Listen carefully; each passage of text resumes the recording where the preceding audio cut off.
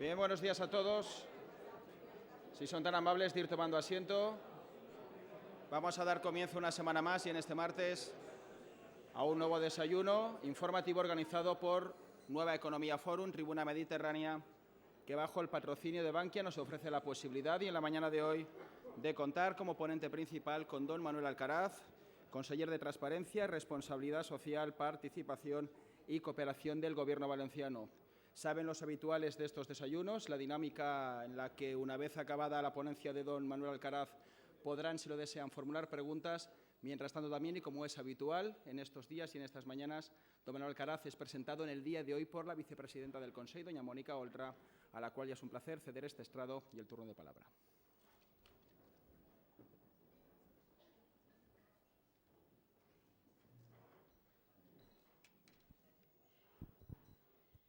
Bon dia a totes i tots que esteu omplint esta sala. Que desastre, Manolo, que desastre. Així acabava jo fa anys qualsevol conversa de les que mantenia periòdicament amb Manuel Alcaraz, quan fèiem el repàs diari de l'actualitat política del moment. Frase que a ell li feia molta gràcia, el que desastre, i que al final s'ha convertit en un codi entre els dos. Pues qué desastre que me toca presentarte hoy, Manolo. Era l'inici de l'època fosca del Partit Popular, l'inici d'esta frase, a Espanya que durà 8 anys i a València que en durà 24 i a la nostra comunitat que en durà 20, perquè així les coses sempre tenien que ser més grans, no? Era l'època del sorpasso, de l'entropia, del partit en què militàvem els dos, una època on eixíem d'un present que no ens agradava però ens abocàvem a un futur encara ens agradava menys. En resum, un desastre, Manolo. Com han canviat les coses? Qui m'anava a dir a mi en aquells moments, que dues persones a qui sempre he considerat mestres polítics, Joan Ribó, alcalde de València, i Manuel Alcaraz m'anaven a demanar que els presentara en una conferència d'este fòrum. Tant l'alcalde de València com el conseller de Transparència, Responsabilitat Social, Participació i Cooperació són persones de qui he après i continua aprenent tots els dies. Però en el cas de Manuel Alcaraz, l'agraïment d'haver pensat en mi per a presentar-lo ha de ser especial per ser una decisió arriscada, donat els meus antecedents en l'elecció de presentadors davant d'este selecte públic. Vaig conèixer a Manuel Alcaraz fa anys, molts anys. Des que ens coneixem hem mantingut trajectòries semblants, amb convergències i divergències, amb encontres i desencontres, però amb un horitzó compartit de la defensa inquebrantable de la llibertat, la justícia i, sobretot, la igualtat. I també ens ha unit l'heterodòxia i la rebel·lia front a propis i estranys. Esta rebel·lia i també heterodòxia ha fet que qui ara és conseller de Transparència hagi mantingut una intensa activitat política, no sempre partidista, però sempre compromesa. Aquesta activitat va començar de ben jovenet, en aquells anys de plom de transició tan revisats ara. Manuel es va afiliar a la Joventut Comunista del País Valencià, organització de la qual va ser secretari general. El col d'estat del 23 de febrer de 1981, del qual acabem de commemorar el 35 aniversari, el va pillar mentre era un jove regidor de Cultura a l'Ajuntament d'Alacant en representació del Partit Comunista. Va ser un bany de realitat. D'una banda, la por real a acabar una incipient i fràgil democràcia i el retorn a la repressió, però d'altra, l'assumpció de la legalitat democràtica i constitucional de què formava part com a representant del poble. Dos elements que es van combinar en aquella nit tan llarga. Potser aquesta data va afirmar la seva passió pel dret constitucional, matèria de la qual és professor en la Universitat d'Alacant i disciplina el dret, de la qual és doctor i a la qual ha aportat molt respecte al dret de la llibertat d'expressió i d'informació i les seues relacions amb el poder, sempre tan conflictives i apassionants. En els seus estudis sobre aquesta matèria, Manuel Alcaraz és capaç de relacionar sense cap problema el mite clàssic de Prometeu, protector de la humanitat, amb HAL 9000, el cervell informàtic sense cor de 2001, una odissea en l'espai, i la gran pel·lícula de Stanley Kubrick, que acaba adquirint comportaments humans dels més deshumanitzats. I és que Manuel Alcaraz, sobretot, és un gran humanista, en el sentit profund del terme humanista. Per cert, com he recordat a Prometeu, el protector de la raça humana, fa uns dies en Lesbos i en Leros, he recordat que el país que dona carta de natura a la civilització europea està avui abandonat per eixa mateixa Europa. Què diria Prometeu? Ui, si veiera com uns éssers humans estan abandonant a altres éssers humans. Pues bé, eixa amistat sincera amb la raça dels humans que sempre ha acompanyat a Manuel Alcaraz es va veure reflectida durant la seva etapa com a diputat per Alacant al Congrés dels Diputats. Només un humanista com ell és capaç de donar interès polític a un quadre, com va passar amb la restauració, o destrucció, segons es mire, del Caballero de la Mano en el Pecho del Greco. Va ser motiu de polèmica en el seu moment i on Alcaraz va abdicar de la seva saviesa humana i artística, no va abdicar de la seva saviesa humana i artística per a incredulitat de molts analistes de l'època que encara consideraven l'esquerra captiva de les anàlisis clàssiques i incapaç d'intervindre en altres aspectes. Anàlisi, dit siga de pas, que compartia part de l'esquerra en la qual militava en aquell moment l'actual conseller i jo mateixa. Eixa esquerra estava tan pegada al seu dogma que va oblidar l'humanisme i la dialèctica del seu fundador. Després d'una legislatura on va destacar per la consistència dels seus arguments, la solvència política i la ironia profunda, va anunciar que abandonava la política activa, res més lluny de la realitat. Certament va deixar la militància partidista temporalment, però la política, entesa com a la voluntat del servei i de treball constant per al canvi social contra la injustícia i per la defensa de la gent més fràgil, forma part de la manera de concebre el món de persones com Alcaraz. Per això, quan l'Ajuntament d'Alacant va anunciar el Pla Rabassa, una intervenció urbanística especulativa en la ciutat, es va implicar ràpidament en la resposta ciutadana al projecte. Així va néixer la Plataforma d'Iniciatives Ciutadanes, un espai de reflexió i reivindicació cívica de la qual l'actual conseller va ser president durant 8 anys. Reflexions i reivindicacions que també durant molts anys compartia en una columna setmanal al diari Informació, La Plaza i el Palacio, una columna on es podia fer el seguiment de les múltiples aristes que conformen la personalitat d'Alcaraz. El valencianisme, la religió, l'humor, la ironia, Benedetti, les fogueres, Borges, la llibertat d'expressió i la Setmana Santa. Una de les conseqüències negatives que té la desvertebració del nostre territori és el desconeixement i la incomunicació que els valencians i valencianes del cap i casal tenim de la resta. De Manuel Alcaraz prové una important aportació al camp de la física. Ell sempre ha sostingut que algun dia es demostrarà que la distància de València a Alacant és exactament la mateixa que la distància d'Alacant a València. Per això, entre les seues reflexions al voltant del valencianisme, sempre ha sigut matèria de les seues cabòries intel·lectuals i ha sigut que per construir un valencianisme primer cal tindre en compte els valencians i valencianes cívicament conscients i orgullosos de ser-ho. Un detall que tradicionalment el valencianisme realment existent havia oblidat. Per a que n'hi hagi valencianisme cal tindre valencians i valencianes conscients. Potser aquesta ignorància capitalina ha fet que molta gent descobrira de sobte Manuel Alcaraz com a flamant nou conseller, d'una cosa estranya i pròpia de gent nova que acaba d'arribar a una cosa tan important com és el poder, i se sorprenguera de la seva personalitat polièdrica, una personalitat, per exemple, que fa que igual impulsi un protocol d'actuació institucional en cas d'emergència, que reivindica la laïcitat del Consell com a govern inclusiu de totes i tots, alhora que ell és un expert, com deia, en Setmana Santa i en la simbologia de la litúrgia catòlica. Molta gent de València, com dic, ha descobert fa poc la persona i la personalitat de Manuel Alcaraz, igual que molta gent deu haver-se preguntat què era això d'una conselleria de transparència a conseqüència de l'acord del Botànic. Jo pense, i crec que totes les persones que estan ací convindran amb mi, que els 8 mesos que Manuel Alcaraz porta al front d'esta conselleria han servit per escampar tots els dubtes generats i demostrar que la transparència és un antídot contra la corrupció i una poderosa arma de la ciutadania per posar límits al poder.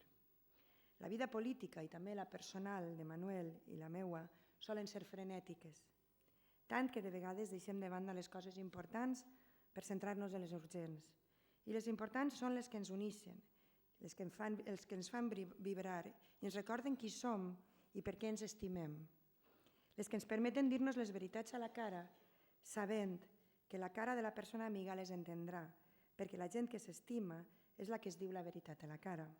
Dit d'una altra manera, dit a la manera de Benedetti, una passió que compartim el conseller y yo, de vez en cuando hay que hacer una pausa, contemplarse a sí mismo, sin la fruición cotidiana, examinar el pasado, rubro por rubro, etapa por etapa, baldosa por baldosa, y no llorarse las mentiras, sinó cantar-se les verdades. Amigues i amics, els deixo amb el conseller de Transparència, Responsabilitat Social, Participació i Cooperació, amb el meu company de desastres i militància, amb el meu mestre, però sobretot amb el meu amic. Estiguen segurs i segures que els cantarà les veritats. Gràcies.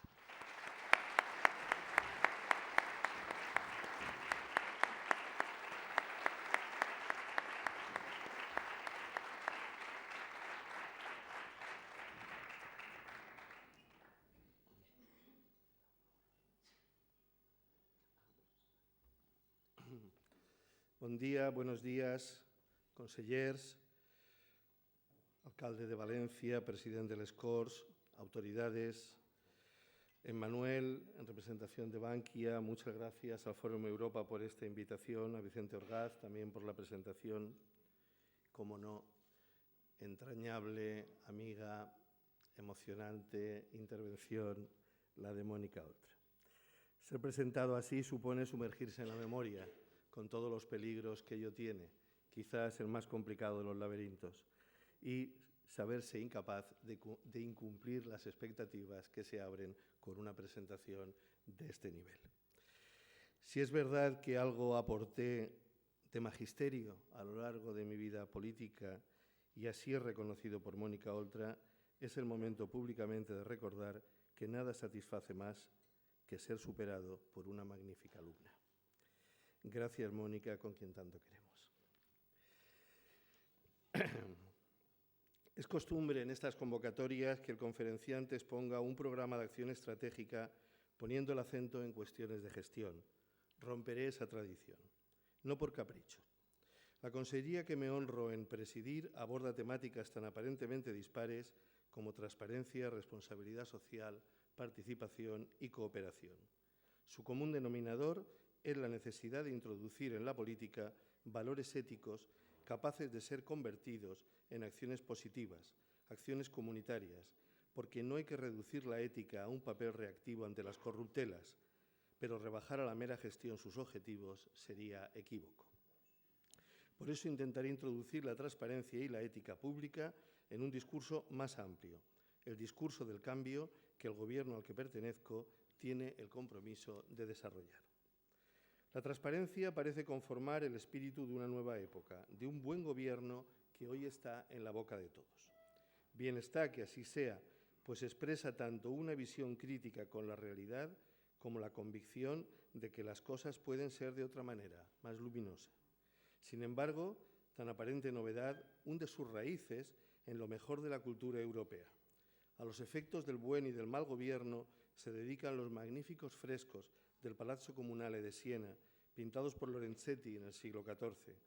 Transparencia es lo que prometía más de un grabado de la enciclopedia con damas armadas de luz que destrozan las tinieblas que ofuscan el entendimiento.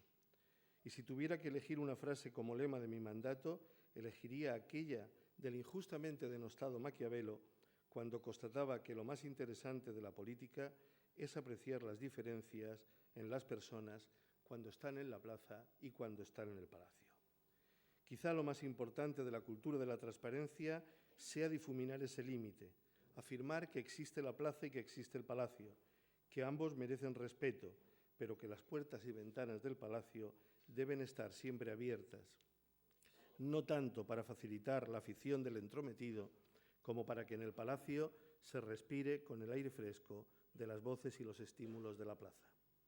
Pero sin abandonar la Piazza de la Signoria, la plaza florentina de Maquiavelo, no olvidemos que fue también el escenario de los triunfos de Savonarola, fanático guardián de la pureza, hasta que, quemadas las vanidades, el viento cambió para servir de teatro a su propia hoguera. Y es que de poco sirven en el largo plazo especímenes así, profetas desarmados empeñados en imponer sus visiones morales en lugar de atender a la pluralidad real de la sociedad. No es la misión de la transparencia promover una machadiana envidia de la virtud, sino alentar la emergencia de entornos positivos en los que las variadas formas de corrupción se agosten por falta de oscuridad en la que prosperar. Sobre esto habré de volver, pero hay que indicar que frente a los contornos difusos de lo transparente o participativo que tanto gustan a algunos líderes naif, considero que esos valores éticos, fruto de consensos sociales, nos remiten directamente a la política. Peligroso mensaje para estos tiempos. Pero me permitirán que me defina sin ambajes y con orgullo como un político. Soy un profesor de Derecho Constitucional metido temporalmente a conseller en el gobierno de mi país y de mi pueblo. Y lo soy porque hubiera considerado, ponderando diversas circunstancias personales y colectivas, una falta de ética negarme a la invitación que recibí. Soy, pues, un político. Pertenezco a ese grupo de personas que, como ha dicho Innerarity, hacen mal aquello que nadie haría mejor que ellas. Con esa mezcla de cordura y osadía, me parece, hay que abordar la tarea con la que nos enfrentamos. Político, pues, de un gobierno de cambio, de un gobierno con una plural y pactada vocación reformista y de reformismo fuerte, reformismo de aquella clase que, estando abierto a ulteriores cambios por otras mayorías parlamentarias, busca perdurar en sus frutos principales porque se atreve a enfrentarse a los mayores problemas existentes, generando un cuerpo de leyes y prácticas sólidas y coherentes. Porque gobernar desde el reformismo fuerte supone jerarquizar decisiones, y eso y no otra cosa es el pacte del Botánic. En esas estamos, siquiera sea luchando en ese desescombro de las ruinas de un pasado inmediato, como ha interpretado el maestro y amigo Joan Romero, al que se lo agradezco, aunque no sé dónde está en este momento. Pero habrá que distinguir entre la mayoría electoral que nos ha llevado al gobierno y la mayoría social, cómplice y estable, que precisamos para poder desarrollar las reformas. En eso todavía vamos arrancando. Conseguirlo no dependerá solo del agregado mecánico de actos puntuales. No bastará solo con la gestión. A eso nos incita, para llevarnos a la confusión, una oposición tan desnortada como sumida en la ignorancia sobre lo que pueden ser los nuevos tiempos. Por supuesto que me siento satisfecho de los logros alcanzados semana a semana, pese a las fieras que se escondían en los cajones. Pero todo eso será insuficiente para que la sociedad valenciana se reencuentre consigo misma tras un periodo de convulsiones, de estar expuesta al escarnio que lleva a algunos a sentir una quiebra en su autoestima, como hace unos días advertían las grandes marcas empresariales valencianas. Una mayoría social cómplice y solidaria con las reformas solo la conseguiremos construyendo un relato global que otorgue comprensibilidad a los objetivos, que dé coherencia a la acción de gobierno y que ponga ilusión donde ahora hay decepción. Se trata de un relato complejo pero comprensible, con el que la ciudadanía valenciana pueda sentirse comprometida.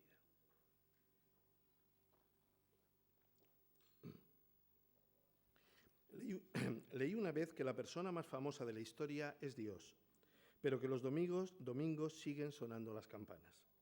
También he leído que las buenas cosas solo les suceden a aquellos que son capaces de contarlas. La primera idea alude a la comunicación, una herramienta esencial para la política, aunque nada me parece más horrible que el político que afirma que nuestra política es buena, pero no hemos sabido explicarla, porque la buena política se explica por sí misma en sus trazos esenciales. Pero en todo caso, esa comunicación, ese repique incansable, está al servicio de la segunda idea, del relato, un hilo continuo susceptible de poner a los pueblos en la historia, algo mucho más importante que ponerlos en el mapa. Un relato así concebido supone al menos tres cosas. Primero, la superación de la fragmentación de la realidad, su reducción a sucesos inconexos, sin estructura, intransparentes para el común de la ciudadanía. Segundo, dotar de sentido a la acción política, para que pase de ser un conjunto de prácticas impuestas a la sociedad a convertirse en el vínculo entre ésta y sus gobernantes. Y tercero, alentar un imaginario compartido, un horizonte que construir. Me detendré brevemente en este aspecto, porque el primer embargo al que se vio sometida la Comunidad Valenciana fue el secuestro de la imaginación democrática, domada y atada por los que se apropiaron en la oscuridad de la capacidad de adoptar las decisiones realmente importantes. La Comunidad Valenciana se convirtió en un objeto en compraventa, incapaz de definir alternativas creíbles a lo existente porque se construyó una normalidad férrea en torno a valores, principios y cuentas de beneficios que solo ahora muestran su verdadera cara. Al final del proceso, podríamos decir que nuestra comunidad despierta susurrando aquella afirmación de Borges: he cometido el mayor de los pecados, no he sabido ser feliz. Salir de ese marasmo para dar una oportunidad a la felicidad es el contenido mismo del nuevo relato de una izquierda plural, reformista y preocupada por la cohesión social. Devolver al pueblo valenciano la capacidad de imaginar y de imaginarse en libertad significa replantearnos los emblemas con los que queremos ser identificados. Uno, no hace mucho, soñaron símbolos de prosperidad infinita, de lujo inacabable, de relojes que siempre daban la hora de ganar, de desayunos con langostas y siestas en yates dorados, de cabalgatas en Ferraris, de colonización absoluta del territorio y de aniquilación del paisaje que pudiera unirnos a la memoria. Eran evidencias de poder. Fue un poder que se presintió perpetuo, pero que resultó efímero. Pero eso son evidencias, por eso son evidencias. Hoy, en cambio, esas evidencias se han convertido en evidencias de opacidad, de la noche oscura del alma valenciana. Nuestro reto ahora consiste en delinear otros símbolos alternativos. Y digo símbolos y no mero gestos. Confusión en la que en sus prisas a veces incurren los defensores de una indeterminada nueva política, dispuestos a reducir la política al empleo intensivo de gestos con consistencia intelectual de emoticonos. Y es que los símbolos políticos no se definen de una vez por todas, sino que tienen que establecerse poco a poco, sin poder desligarse de la acción política concreta, de una política de calidad, seria y honesta, que no precisa de demasiada gesticulación, ni de ruidos que acaben por ahogar sus propios argumentos. Y es ahí donde se inscribe la transparencia como herramienta de construcción de símbolos de cohesión y de redefinición del relato de lo colectivo. El punto de partida del Botanic es rescatar personas y converge con las otras piezas del pacto, porque el rescate de las personas es tanto más urgente y necesario cuando el relato del cambio exige, ante todo, superar la fractura social que padecemos. Combatir esa fractura, que es el peor legado de los anteriores gobiernos, exige reclamar una financiación justa y la mejora radical de los servicios públicos y de toda política que ponga en su corazón la inclusión de los más débiles, de los frágiles, de los expuestos a todos los vientos de esta fase de capitalismo hiperfinanciero globalizado sin rostro. Pero nada de eso será posible sin lo que el pacto define como regeneración democrática. Regeneración democrática supone cambiar instituciones, adaptarlas. Supone, por ejemplo, en el Estado, y nosotros también somos el Estado, una reforma profunda de la Constitución. Regeneración democrática supone arriesgar en las formas de hacer política, promoviendo proximidad entre gobernantes y gobernados. Supone reafirmar la validez del Estado de Derecho, respetando leyes, aunque sea para reformarlas luego. Y supone reinventar la idea de responsabilidad política, puesta demasiadas veces en almoneda por quienes tienen más interés en traer novedades que en tejer cautelas para construir auténticos cambios.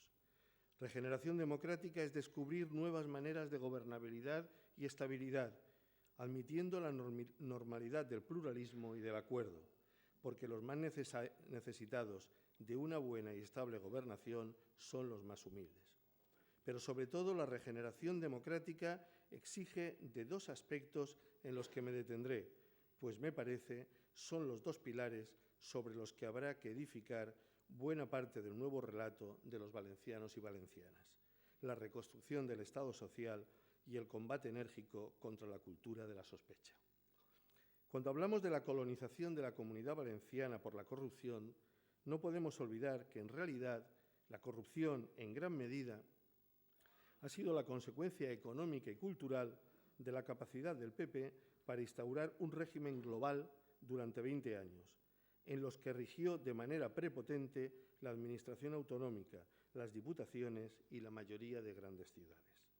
Aseguró su hegemonía usando y abusando de una financiación ahora en entredicho y de todos los resortes institucionales.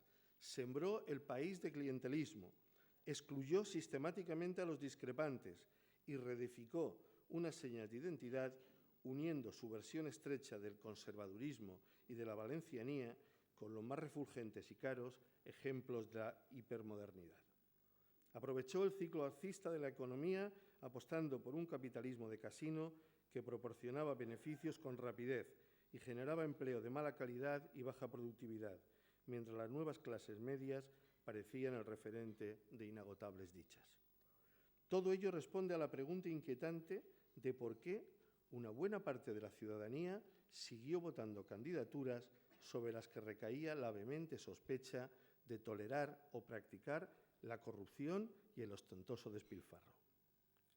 Por un lado, ese régimen llegó a estar tan arraigado que lo que escapara de él era vivido como una anormalidad. Por otro, la derecha tiene una reserva de miles de votantes ideológicos que se multiplican en momentos de auge económico, en busca de seguridad, sea real o ilusoria, lo que probablemente tiene que ver con la ausencia de un modelo económico sólido, dinámico y aceptado por el conjunto de la sociedad valenciana, fuera del turismo de masas, la construcción y los negocios dependientes de las administraciones. Y finalmente, porque las fuerzas en la oposición muchas veces no supimos estar a la altura de las circunstancias, empeñados en que los ciudadanos usaran su voto únicamente para castigar en lugar de para expresar la adhesión a una alternativa creíble. Pero las cosas cambiaron con el impacto acumulado y creciente de la crisis. Con la crisis, las nuevas clases medias se encontraron atrapadas entre dos pisos en el ascensor social. Los más débiles se despeñaron. Tener empleo no garantiza eludir las necesidades más apremiantes. Y según ha recordado el informe FOESA, nuestra comunidad ocupa el 8º lugar en rentas más bajas, registrándose una tasa de pobreza y exclusión del 31,7%. Fue entonces cuando todo eso se hizo sangrantemente evidente, cuando la sociedad acudió a exigir que se cumplieran las promesas del Estado social, derechos, adecuados servicios públicos, reconocimiento de la dignidad y restauración de la esperanza en la igualdad. Pero descubrió que el Estado social se había vuelto un falsario. Justo en ese momento, la corrupción fue entendida de otra manera, ya no solo como un desvío de dinero que podía ser hasta culturalmente aceptable, sino como una forma de violencia simbólica, el insulto penetrante y permanente que unas élites que habían encontrado en el PP su portavoz cualificado lanzaban contra el pueblo valenciano y sobre los más vulnerables.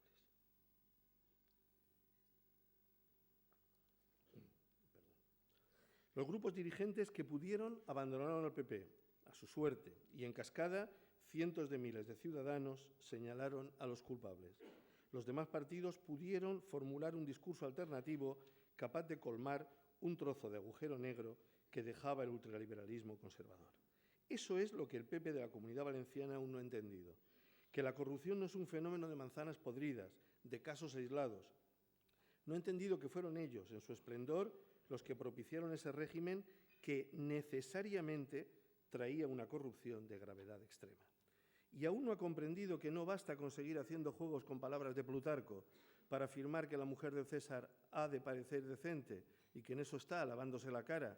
No ha entendido que la cosa es más sencilla. La mujer del César ha de ser decente, simplemente. Y el César también, por supuesto. Por todo ello, en el gobierno del Botanic tenemos un problema paradójico. Por más que el estilo del equipo dirigente del PP sea bronco y vocinglero, nos encontramos sin oposición real, pues no es tal la que navega de la defensa de las señas de identidad de una valencianía que casi nadie ataca a la defensa de un pasado de gloria que casi nadie defiende. Ojalá el PP llene rápidamente este vacío en el que ahora habita, pues necesitamos contrastes, debates reales, consensos. Sea como sea, la Comunidad Valenciana viajó del oro al escombro, de la omnipotencia a la vergüenza. Aquí, como en el tango de Borges, una canción de gesta se ha perdido en sórdidas noticias policiales. Y el precio que estamos pagando por esa desazón es inmenso.